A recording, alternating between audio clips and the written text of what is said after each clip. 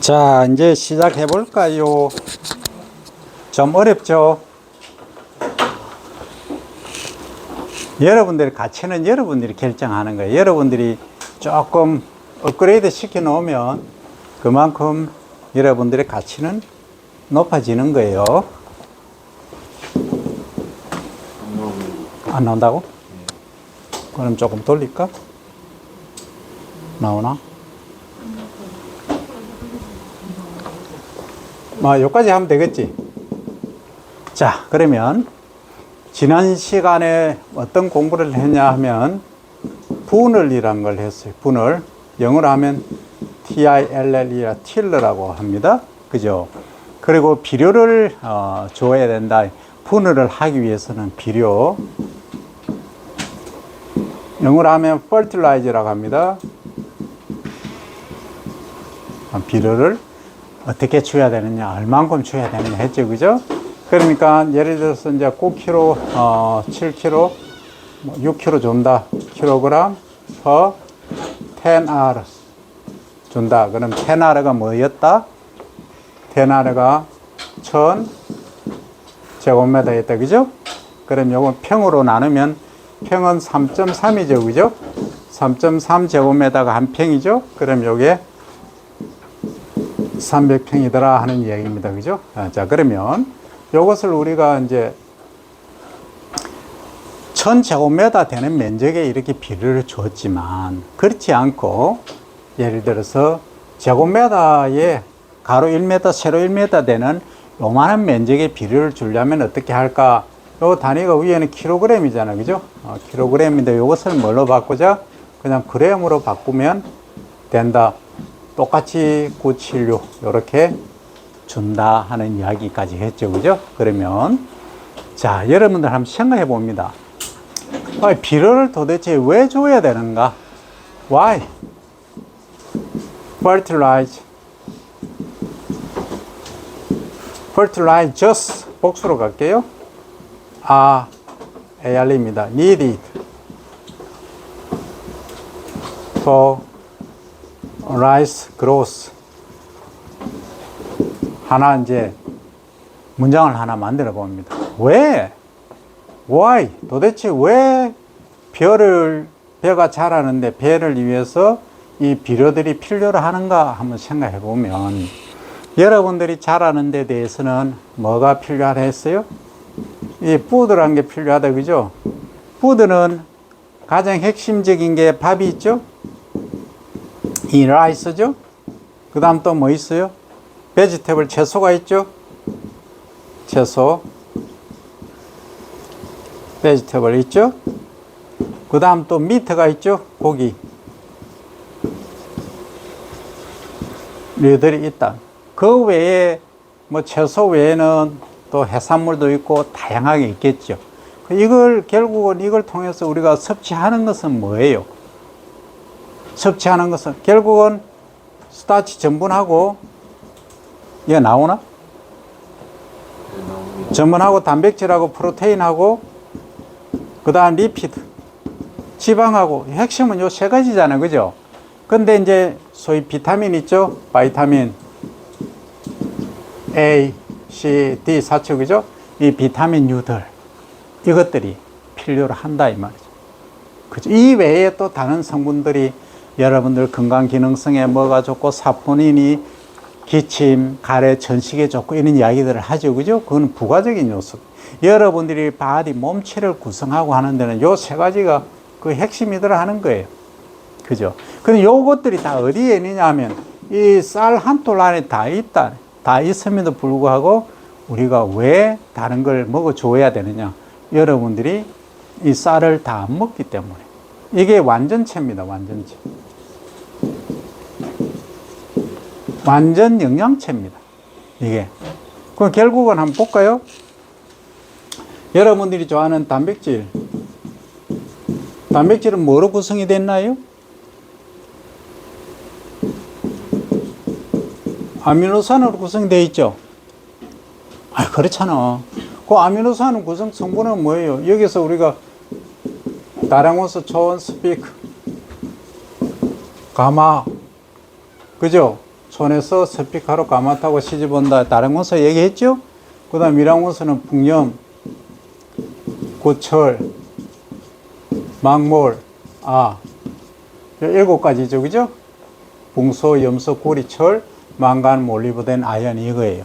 그럼 여기서 CHO라는 것은 뿌리로부터 물을 H2O를 흡수를 하고 공기 중에서 CO2를 흡수하니까 이것은 해결되었다. 우리가 안 줘도 된다. 물은 토양 속에 있고 공급해주면 되니까. 그래서 비료는 N, P, K 해서 1대 비료, 2대 비료, 3대 비료. 그래서 우리가 비료 하면 N, P, K 얼마 주냐 하는 얘기예요. 여기서 나온다 이 얘기입니다. 결국은 여기까지 구성하는 것들이 다 뭡니까? 단백질 구성하는 거예요. 여기가 핵심이에요. 근데 말입니다. 지방은 요거예요. CHO예요. 지방은. 탄수화물도 요거예요. 그럼 탄수화물하고 어디가 뿐?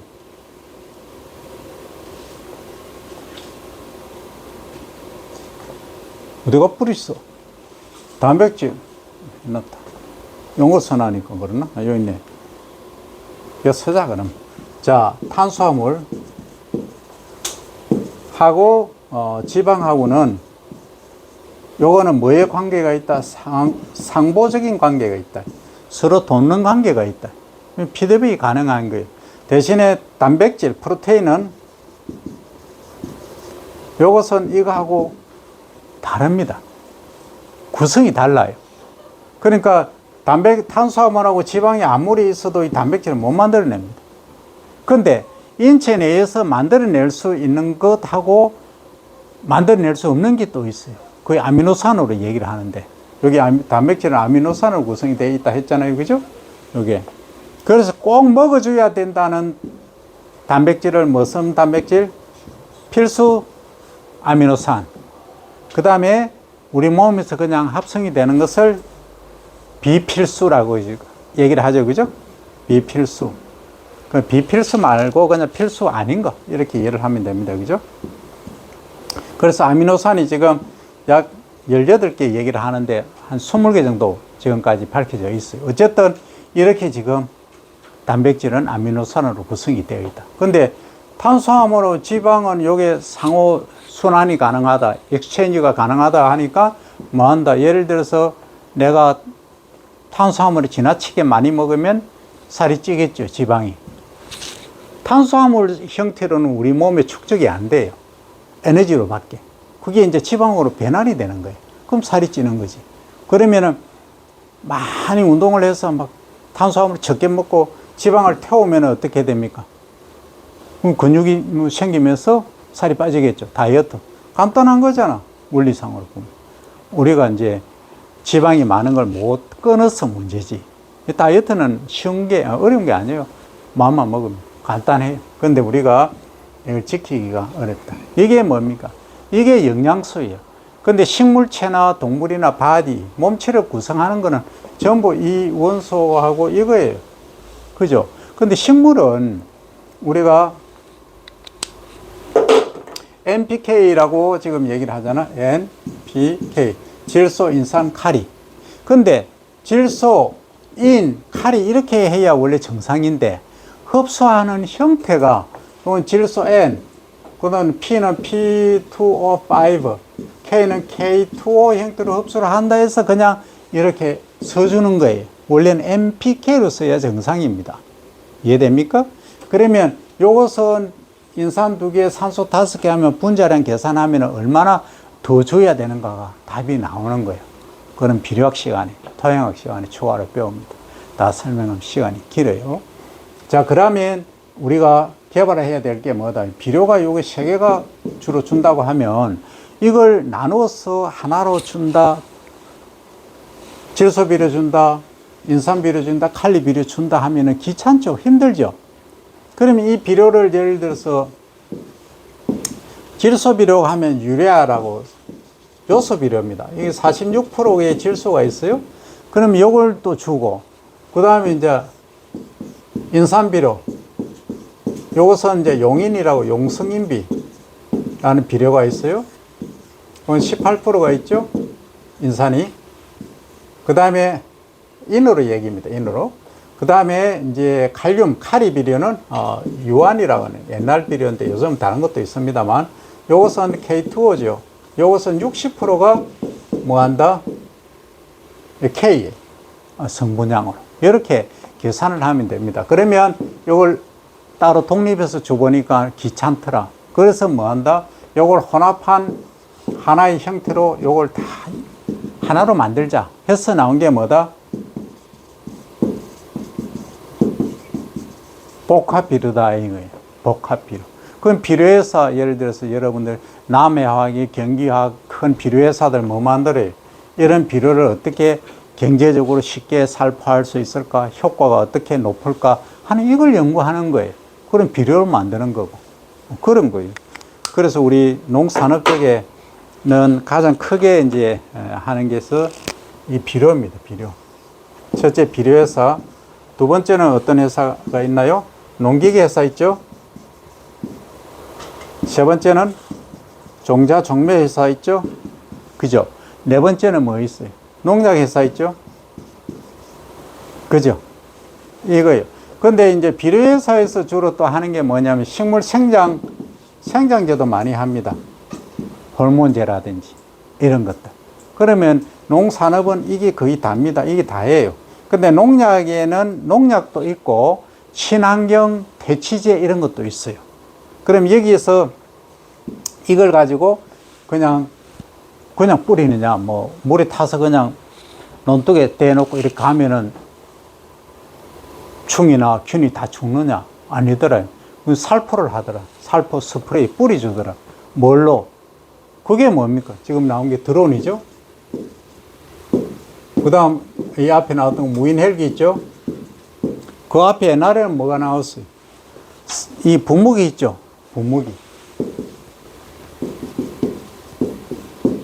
그 다음에 최근에 나온 거, 한 10년, 15년 된 거. 이거 그냥 분무기는 손으로 하니까 너무 힘들죠? 그래서 트랙터 부착형 아니면 경운기에 연결해서 싹 스프레이 하는 거. 이건 동력 분무기가 나온 거예요. 동력 분무기로도 조금 논 면적이 커지다 보니까 좀 힘들다. 그럼 뭐냐? 살포를 하는데 광력으로 한다 해서 광력 살포기가 나오게 된 거예요. 그럼 한번 트랙터 부착해서 지나가면 100m, 150m까지 스프레이가 쫙 되는 거예요. 이게 현대 농업이 여기까지 가 있어요. 그죠? 그러면 우리가 농약까지 얘기를 했는데 잠깐만 좀 지우고. 자, 그러면 이제 우리가 배를 재배하는데 하나의 종자 시드에서 시작합니다. 그죠? 시드는 뭐와 뭐로 크게 구성이 되어 있다? 벽실을 보면 종자는 맨 바깥에 껍질 있죠. 그죠? 껍질. 요걸 이제 다른 말로 하면 완겨입니다. 그죠? 완겨. 그 안쪽에는 뭐가 있다? 호분층이 있다 했죠? 단백질층. 요거는 단백질이 많은 것이다 해서 단백질 호자를 씁니다. 그 다음 세 번째 안쪽에는 일명 전분층. 여러분들이 밥으로 먹는 뭐라 했죠? 배, 유. 그죠? 알레우론, 데이라고 하고, 그 다음 이쪽에 노란색 띄는 부분, 여러분들이 주로 안 먹는, 버리는, 여기는 배라고 합니다. 영어로 하면 엔도스펌이라고 하죠. 이걸로 구성이 되어 있다. 이게 뱁시입니다. 근데 말입니다. 종자를 파종을 했는데 처음에 산소가 있는 조건에는 첫 뿌리가 나온다 했죠. 요걸 뭐라 한다? 종근이라 한다 했죠. 그죠? 근데 물이 있는 상태에 딱 뿌리면 뭐가 나온다? 맨 위로 싹이 난다. 이걸 뭐라 했다? 유아라고 이야기를 했다. 유아, 육은 이제 이해되죠? 그러면 요거 종근이 나오고 이렇게 왕관처럼 요렇게 나온다. 요것을 뭐라 한다? 크라운 루프. 그래서 광근이라 한다. 그죠?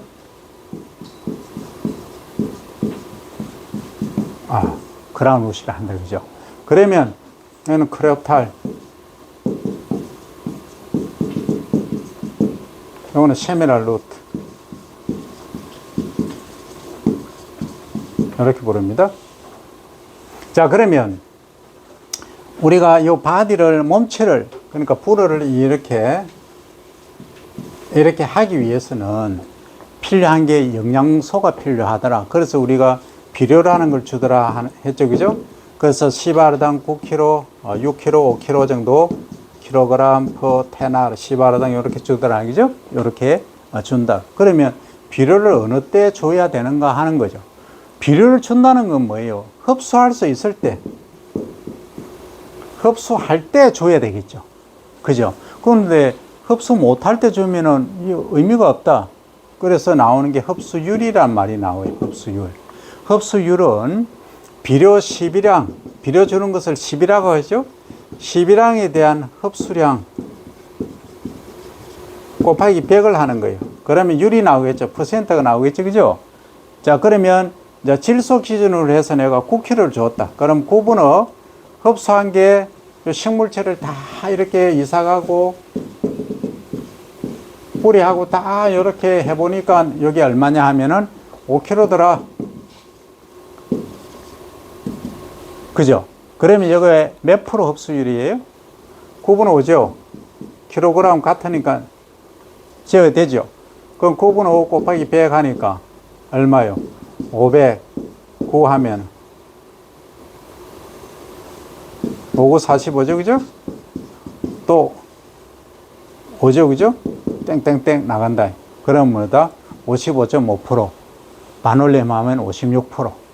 그러면 56%의 비료 이용 흡수율이 되더라. 이렇게 계산을 하는 겁니다. 이제 이해되나요? 그러면 이 흡수율을 높이기 위해서는 우리가 어떤 걸 했다. 앞에서. 그리고 살포하기 쉽게 하기 위해서 뭘 했나요? 비료를 살포하기 쉽게 하기 위해서 뭘 했나요? 사람이 손으로 이렇게 하려면 힘들잖아. 비료 주려면. 어떻게 하는 게 편했나요? 응?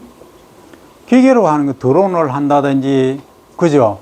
아니면 트랙터 부착형 비료 살포기를 쓴다든지 이렇게 하니까 편하잖아. 그럼 헬기로 한다든지 이렇게 가는 거예요. 요즘 드론 가지고 택배 배달하고 나오죠. 앞으로 10년 있으면은 이거 뭐고 바이크로 이렇게 배달하는 거 다 없어집니다. 10년 안에 다 없어지게 돼 있어요. 그럼 드론이 다 해. 번지수 딱 찍으면 지가 다 갖다 줘. 곧 도래합니다. 지금도 하고 있는 데도 있어요. 어쨌든 지금 드론이 그런 역할까지 하고 있다는 거죠. 드론 큰 거 사놓고 비료만 주면은 별로 효과가 없지. 그래서 농약도 살포하고 다른 것도 다 할 수 있게끔 하는 거예요. 그럼 또 이런 데 활용할 수 있겠죠? 이거 라이스 필드, 논이 있다. 벼가 이렇게 있다. 여기 물이 잠겨져 있다. 그러면 여기에 해충이 많아. 해충이 여기 잎에 딱 요렇게 잎이 있는데 해충이 붙어 있어. 이놈들. 그 농약 치면 제일 좋겠죠? 깔끔하겠죠? 근데 친환경을 해야 돼. 농약 치면 아무래도 우리가 먹으니까 우리 건강에 안 좋겠죠? 그리고 아래에 물이 있으니까 물을 통해서 밑으로 지하수로 내려가면 지하수가 또 오염되겠죠? 그렇잖아. 근데 얘를 어떻게 좀 죽이면 안 될까? 어떻게 죽일까? 지금부터 브레인스토밍 합니다. 어떻게 얘들을 친환경적으로 죽일 수 있을까?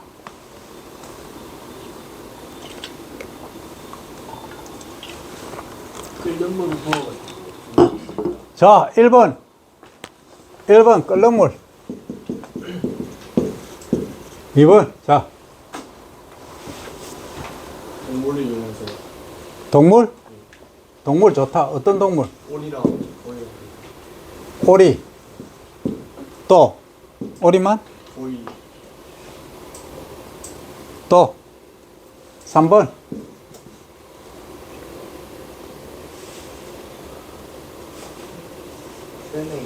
어? 좀 크게 얘기해보자. 은행. 은행 하니까 요 구독자분들이 뭐라 생각하기는 왜 돈하고 무슨 관계가 있지? 이래 나오겠지. 은행 열매. 그지? 또는 은행잎 되겠죠. 은행 열매 좋다. 또는 잎. 자, 그 다음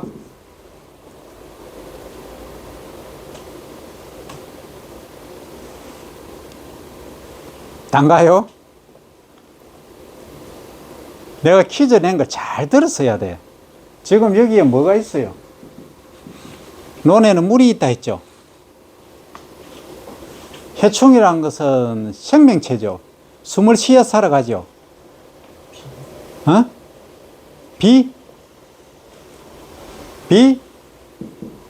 비가 계속 내리면 병이 또 많이 발생해. 햇빛이 적게 나면. 그 문제가 있어.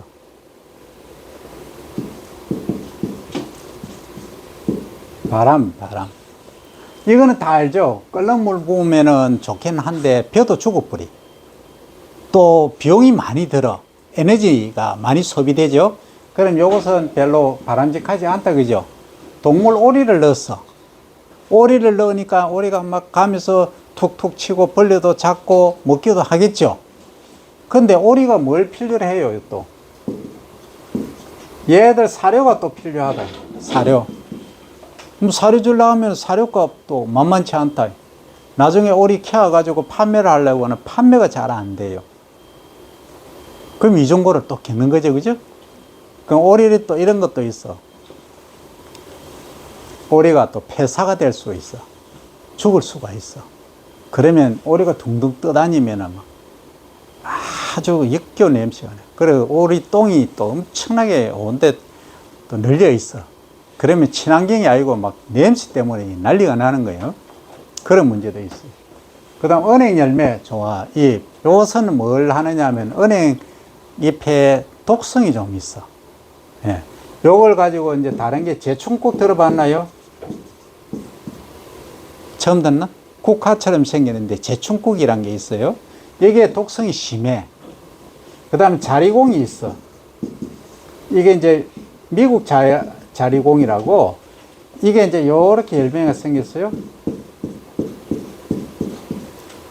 잎이 커. 이렇게 나무가 큰데, 요 열매를 가지고 하면 이 손톱에 물도 들이고 해요. 봉숭아 물 들이는 것처럼 약간 붉은색 납니다. 이걸 활용을 할 수도 있어요. 이 친환경 제조로 제충국하고는 씁니다. 이런 걸 활용할 수 있겠죠, 그죠? 그 다음에 이제 내가 얘기하는 건 바람. 지금 드론 얘기하다가 여기 갔잖아. 그럼 여러분들이 핵심을 잡아야 돼. 강의의 핵심이 뭐냐? 뭔가 드론 얘기가 나오는데 드론을 이어서 왜 이용할까? 를 생각해야 돼. 물론 이런 거 살포하는 데도 필요하겠지.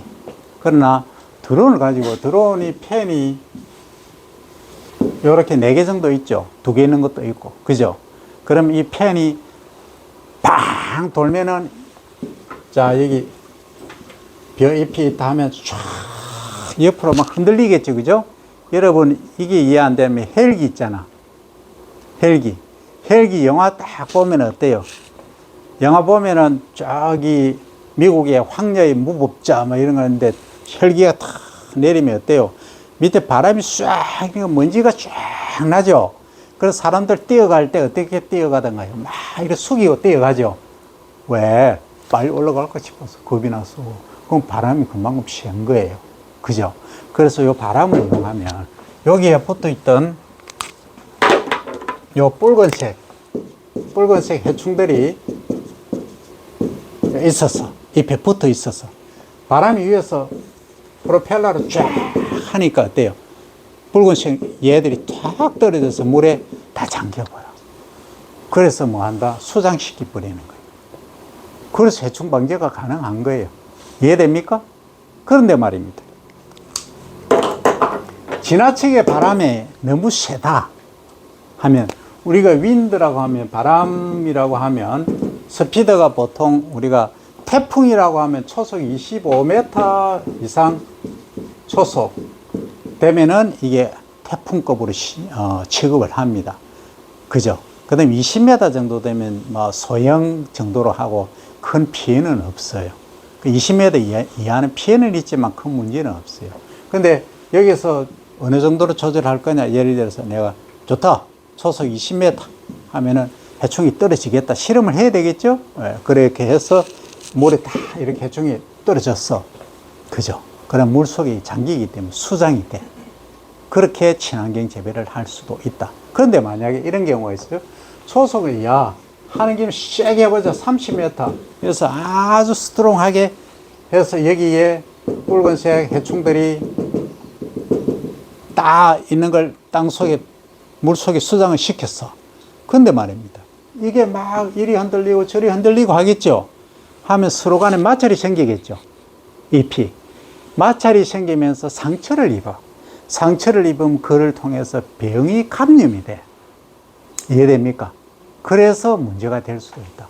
그래서 적정하게 바람 속도를 조절을 해야 된다 하는 거예요. 여기까지 이해되죠? 자, 그러면 말입니다. 잎이라고 하는 것은 분을 이야기를 지금까지 해오고 있어요. 그러면 잎이 하나 나고 두 개 나고 요게 하나의 분을 소위 을자, 틸러라고 얘기를 했죠. 그죠? 자, 그럼 잎이라고 하는 것은 도대체 잎이라고 쓰는데 이 잎은 뭘로 구성이 되어 있느냐를 잘 봐야 됩니다. 잎은 잎을 둘러싸고 있는 이 바깥 껍질이 있어요. 바깥 부분. 딱 감싸고 있는 부분이 있어요. 여기 줄기입니다. 통상적으로 줄기를 하죠. 여기 그릴게요.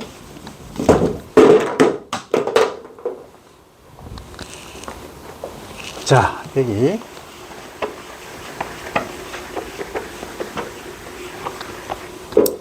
자, 잎을 정교히 그리면 이렇게 됩니다. 이렇게 됩니다. 근데 말입니다. 우리가 통상적으로 말하는 잎이라고 하면 여러분들 요걸 생각해요. 이 잎. 요것은 엽신이라고 합니다. 다른 말로 하면 립 브레이드. 브레이드가 뭐죠? 선풍기의 팬.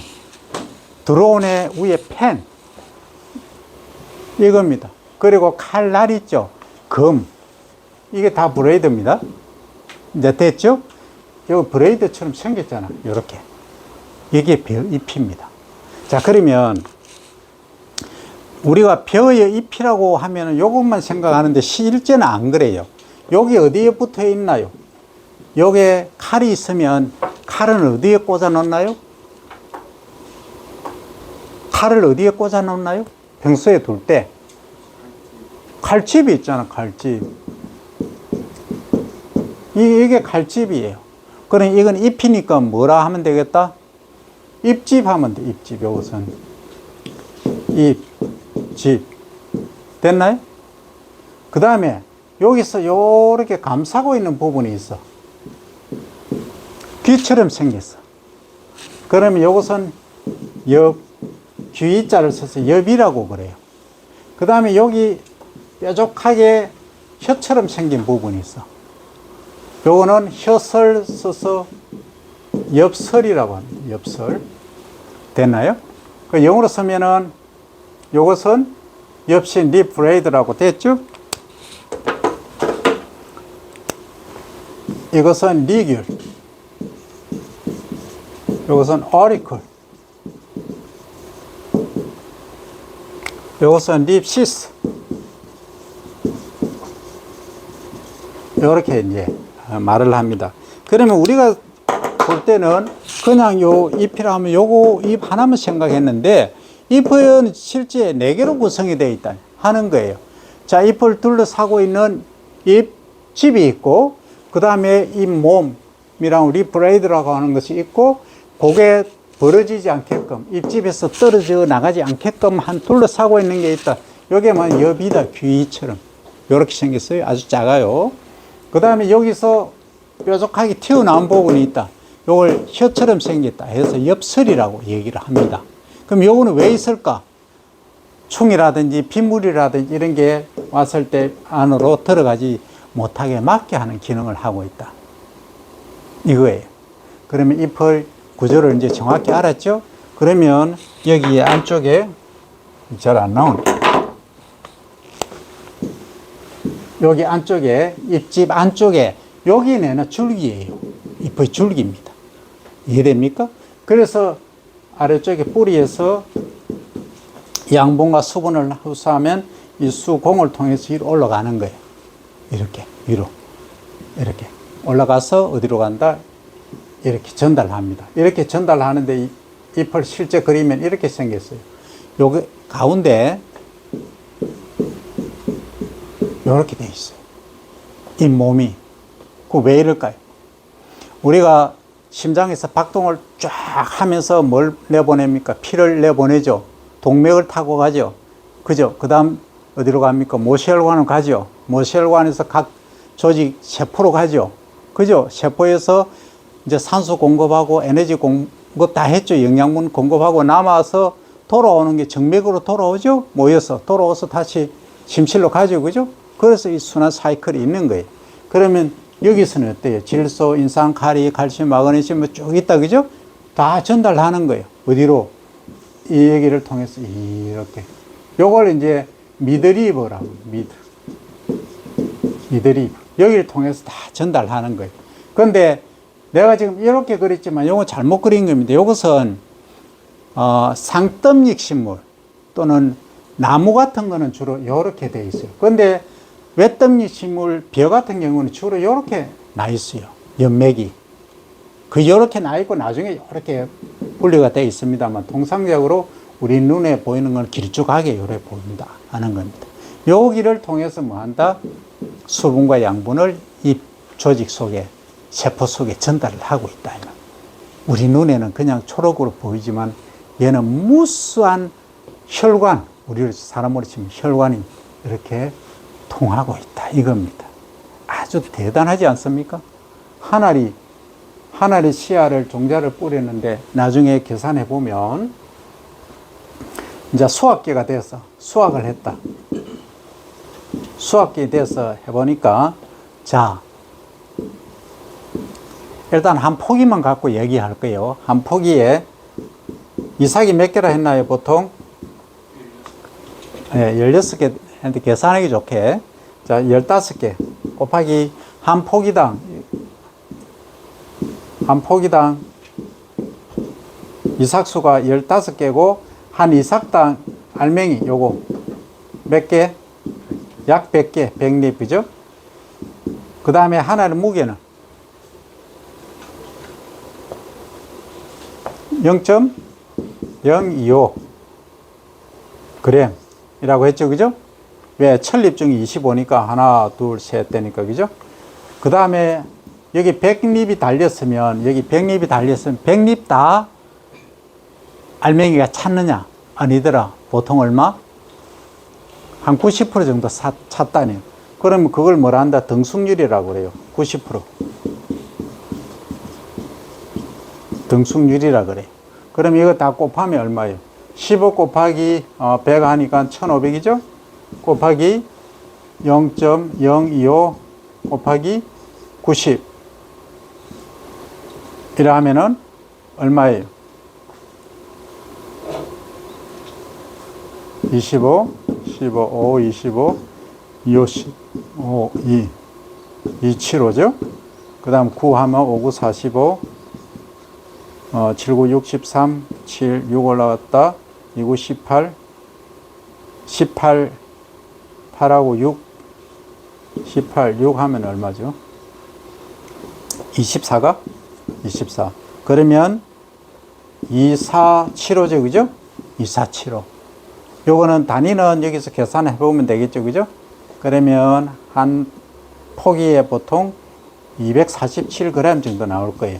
그러면 우리가 가로 세로 24.7g인가? 예, 24.7g인 것 같아요. 자, 그러면 이게 가로 1m, 세로 1m에 우리가 계산을 한다고 하면 여기다 가로 1m, 세로 1m에 보통 우리가 조관이라고 하죠. 줄간격. 조관 몇 cm인가요? 통상적으로 30cm. 그죠? 그 다음 포기와 포기 사이 주관은 몇 cm? 15cm. 그러면 0.3m 곱하기 0.15m 하면은 한 포기가 차지하고 있는 면적이 나오겠죠? 그러면 얼마? 0.045 제곱미터가 되겠죠? 그죠? 그러면 1제곱미터당 약 22.2가 나온다. 그럼 여기서 21을 곱하면 얼마예요? 약 480 정도 되죠. 그죠? 그러면 약 480g per 제곱미터의 벼 알맹이가 나오더라. 이렇게 계산을 하는 겁니다. 여기까지 이해됩니까? 안 되면 유튜브 보면 됩니다. 이렇게 계산을 하는 거예요. 자, 그러면은 이렇게 한 포기에 1제곱미터에서 우리가 생산할 수 있는 게 실제는 얼마 하느냐, 이것보다 훨씬 더 많이 해요. 왜냐하면 비료를 주고 하기 때문에 계산을 쉽게 하기 위해서 이렇게 했지만, 자, 그러면은 한 700g 정도 합니다. 껍질이 있는 상태에서. 그런데 껍질을 벗겨내고 우리가 쌀로 먹는 걸 하면 500g 정도 됩니다. 500g, 뭐, 제곱미터다. 가로 1m, 세로 1m 안에 그렇게 된다. 이 말입니다. 이것을 여러분들이 꼭 인지를 해야 됩니다. 자, 그러면 이걸 가지고 잠시 지우고,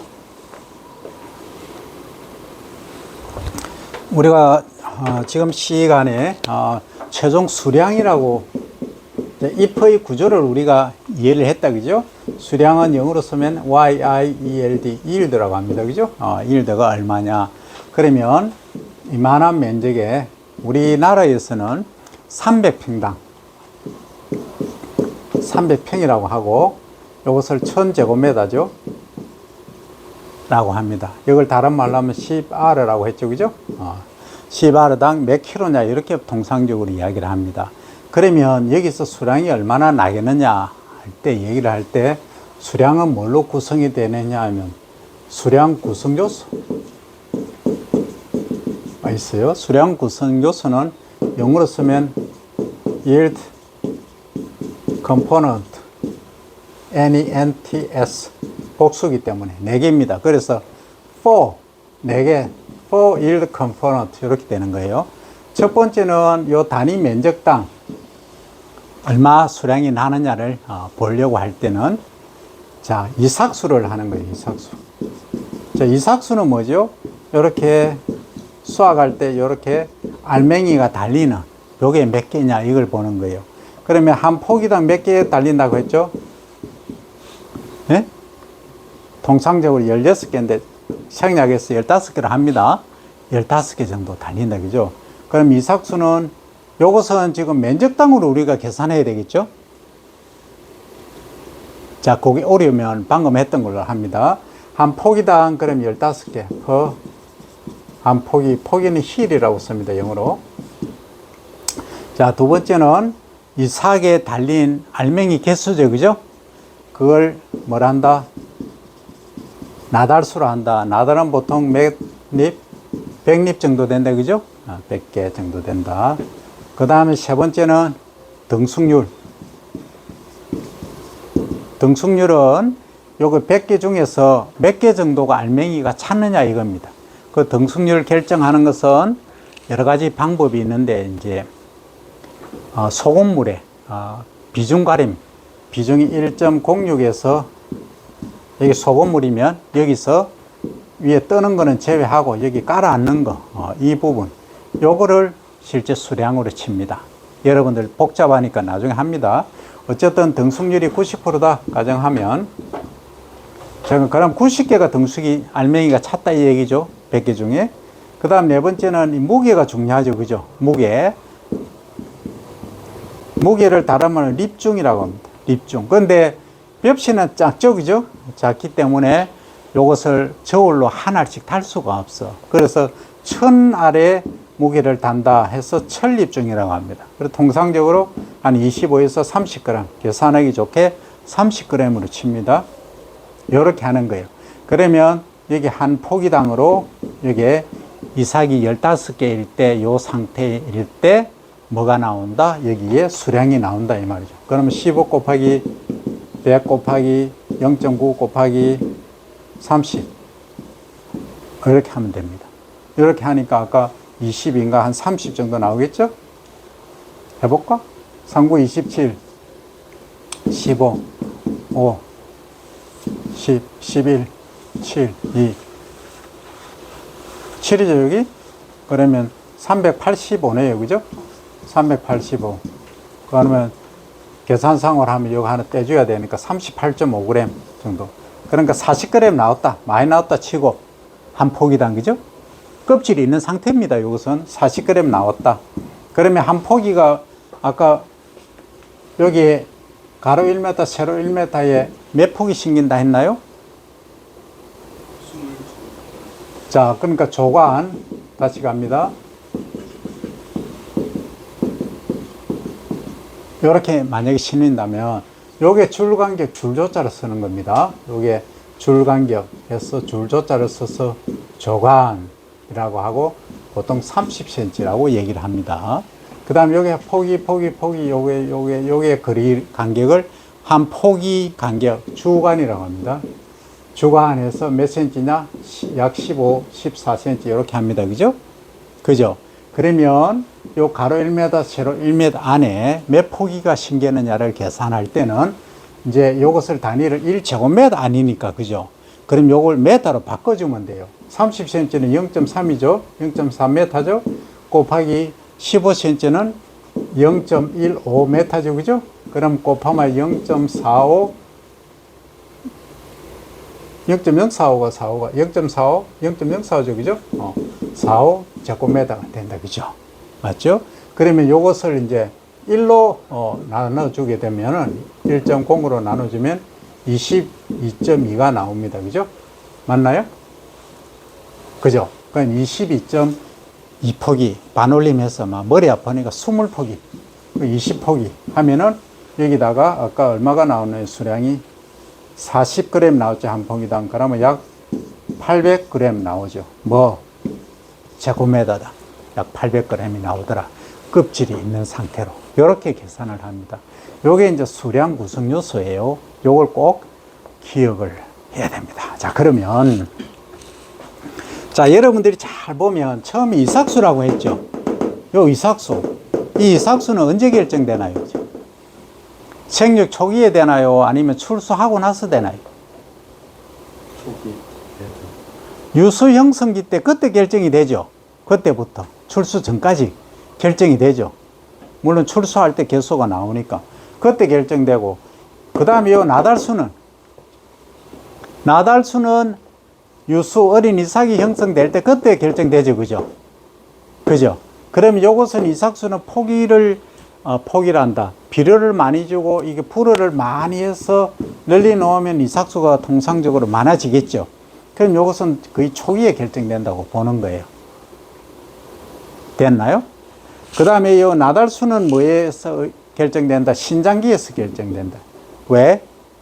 유수 어린 이삭이 요게 요만한 점에서 이렇게 시작된다 했죠. 그죠? 유수가 분화되고 형성된다. 그 유수 분화 형성기 요때 결정된다. 그 다음에 이 등숙이라고 하는 것은 언제 결정되나요? 이삭이 패고 나서 얼마나 알맹이가 차느냐. 뭔 얘기냐면, 자, 이 잎이 있다. 이삭이 이렇게 났죠. 그죠? 그럼 이삭이 이렇게 자라잖아. 이삭이 이렇게 자라게 하기 위해서는 광합성을 해서 양분을 공급해 줘야 되겠죠. 그렇잖아요. 그죠? 근데 알맹이가 못 찼다 하는 것은 광합성을 못 했다. 태풍이 불었다 해서 여기 하얗게 이삭이 있긴 하지만 쭉정이가 이렇게 있다. 이거 못 쓰는 거예요. 그럼 등숙이 안 되는 거예요. 이해됩니까? 그 알맹이가 이렇게 통실통실하게 차야 된다. 그 100개 중에 100개가 찼다면 등숙률이 100%라는 얘기예요. 그 다음 요거는 이제 립중이죠. 무게. 이 무게는 요게 이제 이만한 거, 이만한 거, 이만한 거, 이만한 거. 우리 상거에는 이렇게 크면 좋겠지만, 그죠? 양으로 보면. 근데 실제 이제 지나치게 크면은 어떻게 됩니까? 비 오고 바람 불면 쓰러져 버리겠죠. 그래서 적당한 게 좋다. 그래서 통상적으로 한 25g, 30g 정도 나간다. 이거예요. 요것도 언제 결정된다? 이삭이 패고 나서 결정된다. 출수 이후에 결정된다. 이겁니다. 그래서 이번 시간에는 수량 구성 요소, 4요소까지 설명을 했는데, 혹시 질문 있는 학생이 있으면 하세요. 뭐든지 관계없으니까. 자, 이번 시간에 한 걸 정리를 합니다. 배 일생을 했죠. 그죠? 배 일생을 했는데, 자, 영양성장기, 생식성장기 나눈다. 그 사이에 신장기가 있다. 그죠? 그 영양성장기에는 분열이, 새끼를 치는 걸 분열이라 했죠. 아까 동신분열 첫 시간에 했습니다. 그죠? N-3 기억해야 됩니다. 그러니까 잎이 4개 나면은 새로운 분열이 하나 난다. 5개 나면은 2개 난다. N-3이니까, 그죠? 그 10개 나면 어때요? N-3이니까 10-3이니까 7개인데 또 9개에서도 또 나고 8개에서 또 나죠. 그래서 분열수가 45개, 50개까지 날 수 있는 이유가 되더라, 그죠? 그리고 이제 비료를 우리가 어떻게 해야 되느냐, 얼마나 줘야 되는가를 했다. 과거에는 수량을 높이려고 하면은 질소 기준으로 해서 시바르당 300평당 15kg, 12kg 많이 줘도 돼요. 근데 지금은 고품질 쌀, 밥맛 좋은 쌀 하니까 5kg도 주고 7kg도 주고 적게 준다. 감비를 한다. 줄인다. 비료를. 이해됩니까? 그래서 NPK 기준으로 비료를 줬다. 그래서 비료를 어떤 식으로 줄 거냐 하는 것은 여러 가지 방법이 있다까지 얘기했고, 그래서 비료 회사에서는 주로 뭘 한다? 복합 비료. 한 번에 그 성분들을 다 모아서 한 번 주고 말 수 있는 그런 소위 완효성 비료, 천천히 녹는 비료를 준다. 이 얘기를 했던 겁니다. 그죠? 그 다음에 또 병해충 방지에 드론도 활용할 수 있고 다양한 얘기를 했죠. 그죠? 그리고 잎은 우리 눈으로 보면 그냥 잎이지만 실제 4가지로 구성이 되어 있다. 뭐와 뭐로? 엽신, 잎몸과 잎집, 칼집, 그죠? 잎집. 그 다음에 둘러싸고 있는 여비, 귀, 여비, 그 다음에 혀, 엽설, 그죠? 이 4가지로 구성이 되어 있다. 단, 잡초로 분류되는 피란 게 있어요. 피. 영어로 하면 바냐드 그라스라는데, 이 피는 잎귀와 잎혀가 없어. 뭐와 뭐가 있다? 잎집하고 잎몸만 있다. 요게 차이 납니다. 이것은 단골 손님입니다. 공무원 시험에. 자, 어쨌든 배의 특성은 그러하다 하는 겁니다.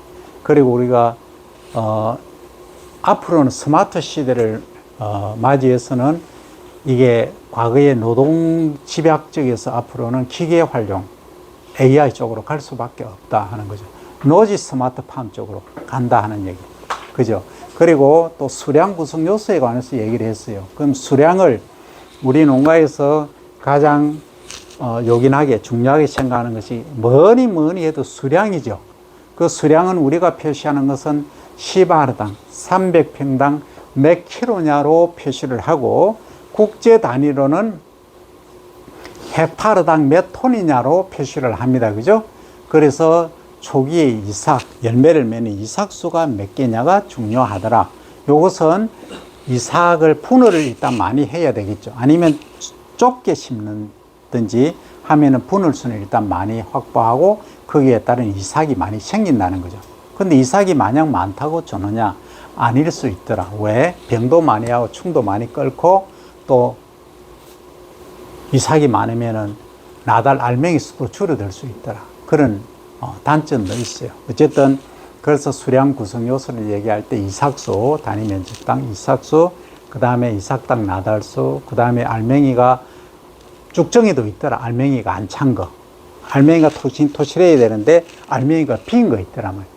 그래서 그게 알맹이 찬 걸 전체 개수에 대해서 몇 프로냐 해서 그걸 등숙률이라고 한다. 근데 알맹이가 차긴 찼는데 알맹이가 큰 게 있고 작은 게 있더라. 가능하면은 좀 큰 게 수량으로는 좋더라. 그래서 요걸 립중 1립, 2립, 3립 이렇게 얘기를 합니다. 알맹이를. 근데 요걸 우리가 너무 가벼우니까 하나를 못하니까 1000알의 무게를 갖고 얘기하자. 그래서 1000알의 무게는 25에서 30g 정도 되더라 하는 거죠. 그렇게 이렇게 계산을 해보니까 약 800kg. 그러니까 통상적으로 농가에서는 한 650kg, 600kg 정도 됩니다. 바깥 껍질 포함해서 여기까지 설명을 했어요. 혹시 여기까지 질문, 건의, 어떤 얘기든 좋습니다. 있는 학생 질문 바랍니다.